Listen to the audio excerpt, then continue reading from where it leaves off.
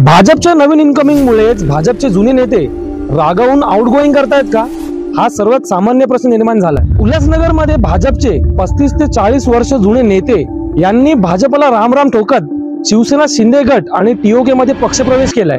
या पक्षप्रवेशामध्ये 3 दिग्गज नेते देखील सामील आहे, ज्यांचं नाव जमनू पृसवानी, प्रकाश माखीजा आणि महेश सुकरमानी यांनी भाजपला सोडचिठ्ठी देत टीओके मध्ये पक्षप्रवेश केलाय। उल्हासनगरमध्ये भाजपला मोठा धक्का लागलाय।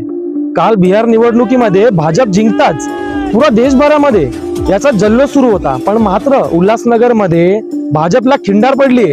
भाजपचे 6 माजी नगरसेवक यांनी भाजपला रामराम ठोकत टीओके मध्ये पक्षप्रवेश केलाय आणि त्यासोबतच टीओके आणि शिंदे गट यांनी तो पक्षप्रवेशही स्वीकारलाय।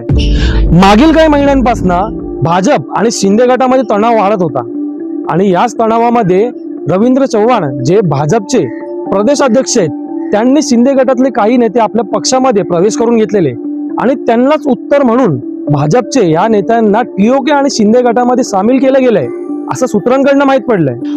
प्रकाश माखीजा यांनी सांगितलं की वरचेच नेते एकामेकाविरोधात काम करतायत आणि यालाच कंटाळून आम्ही आमची बाजू बदलली आहे। या होणाऱ्या घडामोडीमुळे भाजप आणि शिंदे गटात युती राहणार का, हा सगळ्यात मोठा प्रश्न सध्या निर्माण होतोय।